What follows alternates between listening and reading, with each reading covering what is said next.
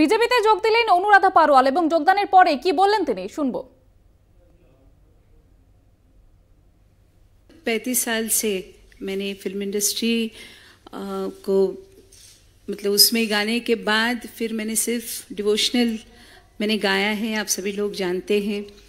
और कई बार मेरे मन में ऐसे होता था कि जो मैंने किया सही किया नहीं किया, लेकिन अब जब मैंने देखा कि जिस वक्त जैसे भाई साहब ने कहा कि सुबह शाम 35 साल से गंगा जी की कृपा से वहाँ आरती चलती रहती है और एक मेरुमणि जिसे कह सकते हैं, वो जिस वक्त रामलला की स्थापना हुई उस वक्त मुझे वहाँ 5 मिनट गाने का मौका मिला, जो कि मेरा लाइफ लॉन्ग सपना था।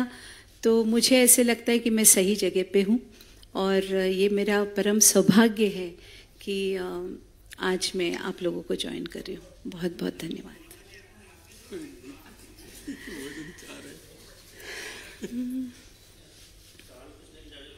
हाँ जी।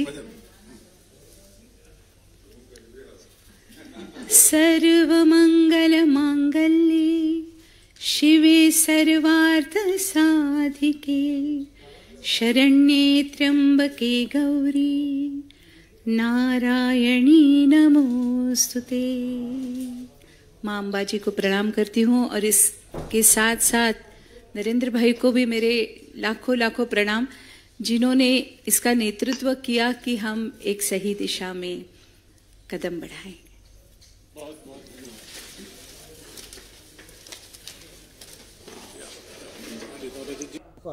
लोग অপেক্ষা করে আছে ঘোষণা। অবশেষে লোকসভা ভোটে দামামা বাজাতে চলেছে নির্বাচন কমিশন। আজ দুপুর 3টায় সাংবাদিক বৈঠক করে নির্বাচনের দিনক্ষণ প্রকাশ করবে কমিশন। একই সঙ্গে 4 রাজ্যের বিধানসভা ভোটের দিন ঘোষণা।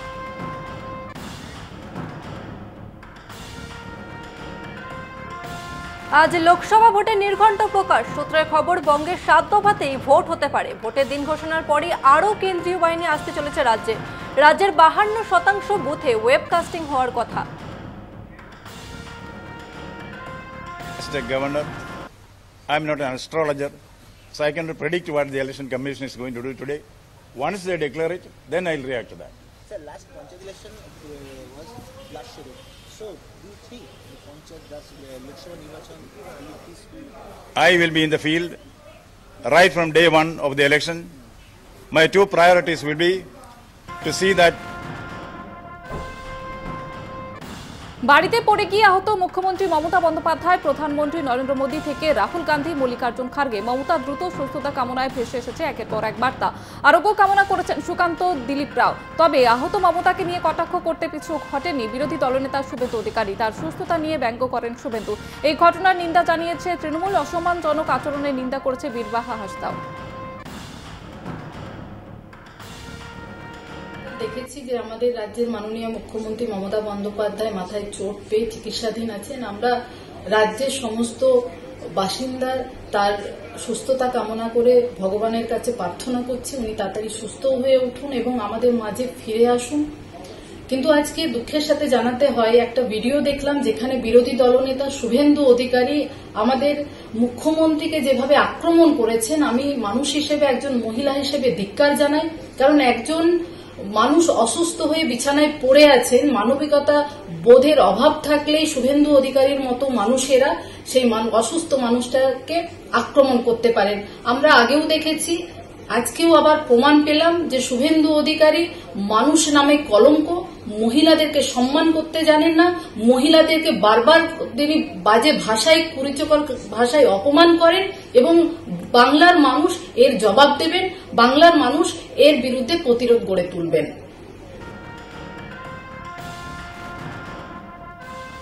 ভোটের নির্ঘণ্ট ঘোষণার আগে প্রধানমন্ত্রীর খোলা চিঠি, দেশবাসীর উদ্দেশ্যে খোলা চিঠি। চিঠিতে প্রিয় পরিবার সদস্য হিসেবে সম্বোধন। 10 বছরের একাধিক প্রকল্পের খতিয়ান চিঠিতে। বিকশিত ভারতের জন্য প্রস্তাব চাইলেন মোদী।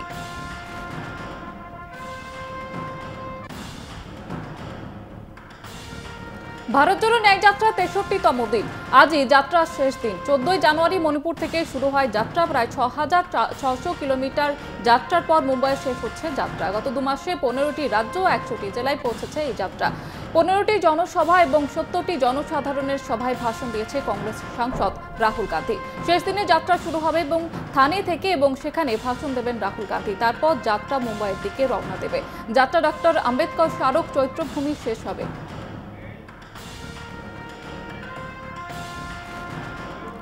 ইডির উপর হামলার ঘটনায় সিবিআই দপ্তরে হাজিরা শেখ শাহজাহানের ভাই শেখ আলমগীরের। শাহজাহানের আরেক ভাই সিরাজকেও তলব। আর্থিক লেনদেন নিয়ে 21শে মার্চ আলমগীরকে তলব ইডি। শাহজাহান ঘনিষ্ঠ আরও বেশ কয়েকজনকে তলব।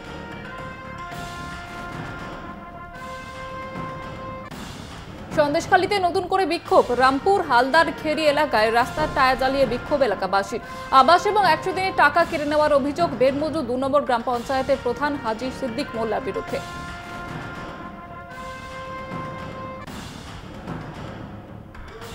কলকাতা হাইকোর্টের নির্দেশ মেনে সন্দেশখালীতে 12 জনের আইনজীবী দল। নেজার থানার অন্তর্গত আগারহাটি গ্রাম পঞ্চায়েতের ছোট বিটফুল এলাকায় ক্যাম্পের আয়োজন। বিজেপির পক্ষ থেকে ক্যাম্পের আয়োজন করা হয়। বিজেপি নেত্রী প্রিয়াঙ্কা টেবরেওয়ালের নেতৃত্বে আইনজীবীর দল।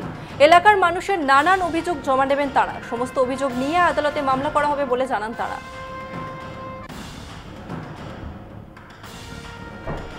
বিধায়ক মন্ত্রীদের বেতন বৃদ্ধির বিলে সই করলেন রাজ্যপাল সিভি আনন্দ বোস। শনিবার সকালে রাজভবন থেকে সোশ্যাল সাইটে পোস্ট করে বিষয়টি জানানো হয়। পশ্চিমবঙ্গের বিধানসভায় সদস্যদের বেতন সংশোধন বিল এবং পশ্চিমবঙ্গ বেতন এবং ভাতা সংশোধন বিলে সম্মতি দিয়েছেন তিনি। 2023-এর সংশোধিত বিলের প্রথমটিতে বিধায়কদের বেতন এবং দ্বিতীয় বিলটিতে মন্ত্রী প্রতিমন্ত্রীদের বেতন বৃদ্ধির কথা বলা হয়েছে। নতুন অর্থবর্ষ শুরু হওয়ার আগেই বিলের সম্মতি দিয়েছেন তিনি। ফলে এপ্রিল মাস থেকে বর্ধিত বেতনের সিদ্ধান্ত কার্যকর হবে।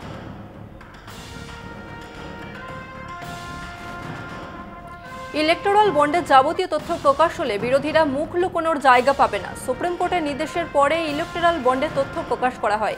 এসবিআই এই সংক্রান্ত তথ্য নির্বাচন কমিশনের হাতে তুলে দিয়েছিল, তা প্রকাশ করে নির্বাচন কমিশন। আর এরপর থেকেই বন্ডের মাধ্যমে বিজেপির প্রাপ্ত অর্থ নিয়ে প্রশ্ন উঠতে শুরু করেছে। বিরোধীরা এটিকে আইনি তোলাবাজি আখ্যা দিয়েছেন। তবে বিরোধীদের যাবতীয় অভিযোগ খণ্ডন করে পাল্টা তোপ দাগলেন কেন্দ্রীয় স্বরাষ্ট্রমন্ত্রী অমিত শাহ।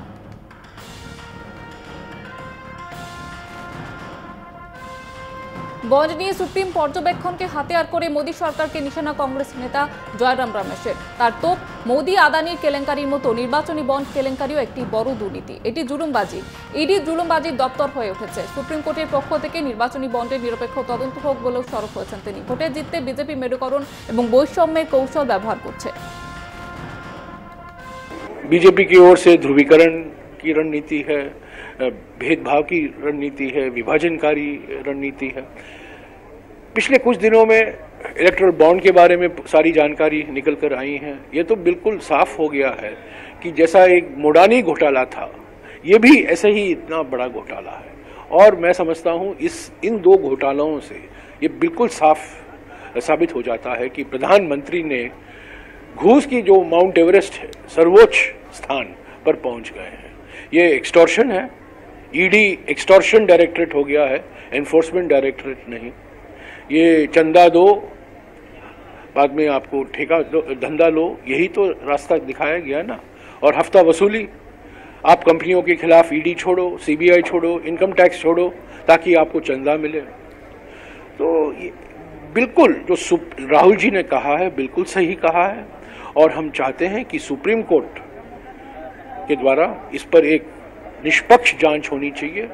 एक बिल्कुल जो जांच ये अलग अलग तरीकों से जो इलेक्टोरल बॉन्ड ने हमारे लोकतंत्र को कमज़ोर किया है, उस पर मैं समझता हूँ और सुप्रीम कोर्ट की ओर से और कुछ प्रक्रिया होनी चाहिए। कांग्रेस पार्टी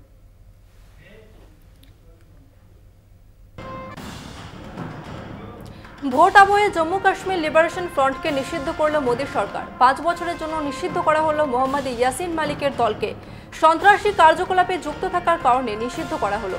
কেন্দ্রীয় স্বরাষ্ট্রমন্ত্রীর বার্তা, দেশের নিরাপত্তার সার্বভৌমত্ব ও অখণ্ডতাকে চ্যালেঞ্জ করলে তাকে কঠোর আইনি পরিণতির মুখোমুখি হতে হবে। জম্মু কাশ্মীর পিপলস ফ্রিডম লীগ ও জম্মু কাশ্মীর পিপলস লীগের 4টি সংগঠন এই তালিকায় রয়েছে।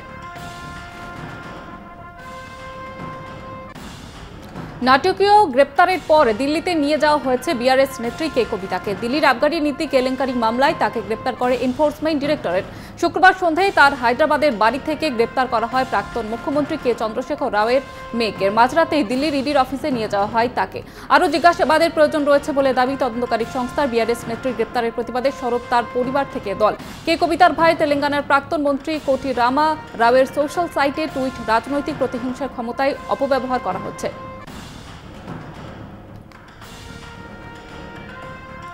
বিআরএস নেত্রী কে কবিতার গ্রেফতারির প্রতিবাদে দলের কর্মী সমর্থকেরা তেলেঙ্গানায় বিক্ষোভের আঁচ।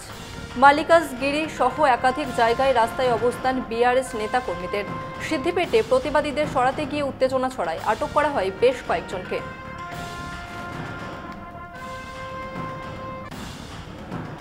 বিআরএস নেত্রী কবিতার গ্রেপ্তারি প্রসঙ্গে বিজেপি জাতীয় সাধারণ সম্পাদক তরুণ চুগ বলেন, গত 1.5 বছর ধরে তাকে ডাকা হয়েছে। দেশের সংবিধান বড় নাকি বড় বংশ, যে চুরি করবে সে যেই হোক না কেন শাস্তি পাবে।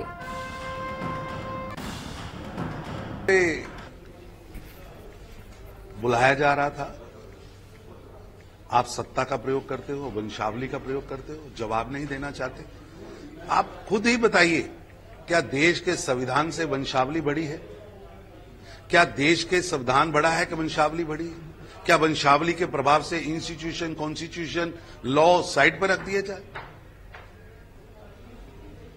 हमारी सरकार की कमिटमेंट है zero tolerance on corruption.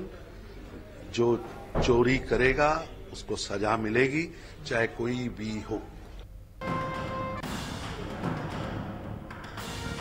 Lok Sabha ভোটের ওবিসিদের নিয়ে কংগ্রেসকে তো বিজেপি সাংসদ ও জাতীয় সভাপতি কে লক্ষ্মণের। তিনি বলেন, তেলেঙ্গানায় বিআরএস রাজ্য লুট করছে। কালেশ্বরম প্রকল্পের নামে যে দুর্নীতি হয়েছে তাও তদন্ত করা উচিত।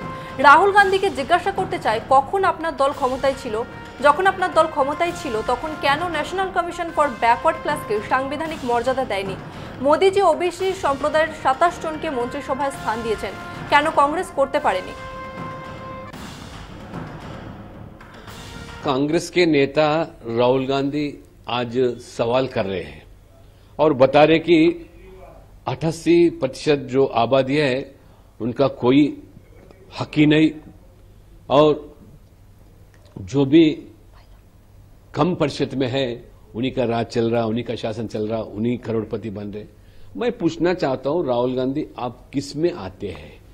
क्योंकि आप 50 साल के ऊपर आपके पार्टी शासन किया, जिम्मेदारी कौन है? आज मगरमच्छ के आंसू बह रहे हैं ओबीसी के समाज के ऊपर। मैं पूछना चाहता हूं, आप जब सरकार में थे, चलो 50 साल छोड़ दो, 10 साल यूपीए सरकार में थे, क्यों आप पिछड़ा वर्ग आयोग को संवैधानिक दर्जा नहीं दिया?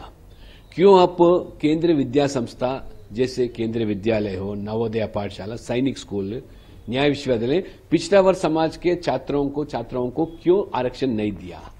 और 27 ओबीसी समाज के लोगों को मोदी जी ने अपने मंत्रिमंडल में भागीदार देके उनका मान सम्मान गौरव बढ़ाया। क्यों आप अपने सरकार में क्यों हिस्सेदार भागीदार नहीं बनाए? सिर्फ अपने परिवार के अलावा कांग्रेस पार्टी में किसको बढ़ावा दिया? मैं पूछना चाहता हूं। आज चुनाव आ गए, ओबीसी का गुणगान कार्य पता है आज मोदी जी ने क्या किया ओबीसी के लिए? पूरा ओबीसी मोदी जी के साथ है। জামিন পেলেন দিল্লির মুখ্যমন্ত্রী অরবিন্দ কেজরিওয়াল। বারে বারে সমন এড়ালেও শনিবার আদালতে হাজিরা দিয়েছিলেন তিনি। সকাল 10টা নাগাদ তার বাসভবন থেকে বেরিয়ে সোজা রাউজ অ্যাভিনিউতে পৌঁছে যান তিনি। কেজরিওয়ালের বারে বারে সমন এড়ানো নিয়ে আদালতে দ্বারস্থ হয় ইডি। দুবার আদালতে অভিযোগ করে এনফোর্সমেন্ট ডিরেক্টরেট। পাল্টা আপের অভিযোগ, ভোটের মুখে কেজরিওয়ালকে গ্রেপ্তার করতেই মোদী সরকারের ষড়যন্ত্র। এদিনই কেজরিওয়ালকে সশরীরে হাজিরা দিতে বলা হয়েছিল আদালতের তরফ থেকে, যদিও ইডি 2 মামলাতেই জামিন পেয়ে যান দিল্লির মুখ্যমন্ত্রী। ইডির 2টি মামলায় জামিন পেয়েছেন অরবিন্দ কেজরিওয়াল। এই নিয়ে আপনার নেত্রী রীনা গুপ্তা জানান, শুরু থেকেই তারা বলে আসছেন যে এটি একটি রাজনৈতিক প্রতিহিংসা এবং একটি ভিত্তিহীন মামলা, কোনো প্রমাণ পাওয়া যায়নি।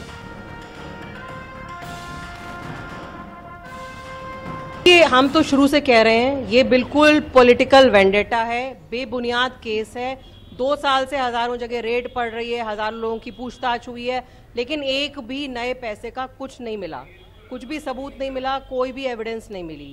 आज देश के सामने बड़ा मुद्दा जो है वो इलेक्टोरल बॉन्ड्स का मुद्दा है कि किस तरह से भारतीय जनता पार्टी ने ईडी और सीबीआई को एक तरीके से अपने बाहुबली की तरह यूज किया है कि आप रेड पड़वाइए और फिर चंदा लीजिए और उन लोगों को छोड़ दीजिए, उनका केस रफा दफा कर दीजिए।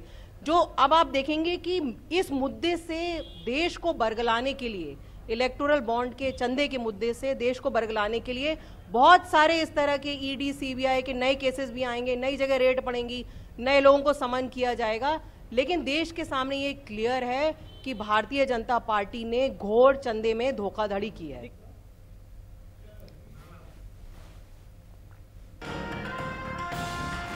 আজ লোকসভা ভোটের দিন ঘোষণা। এই প্রসঙ্গে আরজেডি নেতা মৃত্যুঞ্জয় তিওয়ারি বলেন, এবার দেশের মানুষ বিজেপির বিরুদ্ধে লড়াই করবে, সবাই বিজেপিকে ক্ষমতা থেকে সরাতে বদ্ধপরিকর। এই প্রসঙ্গে কবিতার গ্রেপ্তারি নিয়ে তিনি বলেন, এখন সরকারি সংস্থাগুলি বিরোধী দলের প্রত্যেক নেতাকে গ্রেপ্তার করতে চায়, বিজেপি বিরোধী মুক্ত ভারত করতে চায়।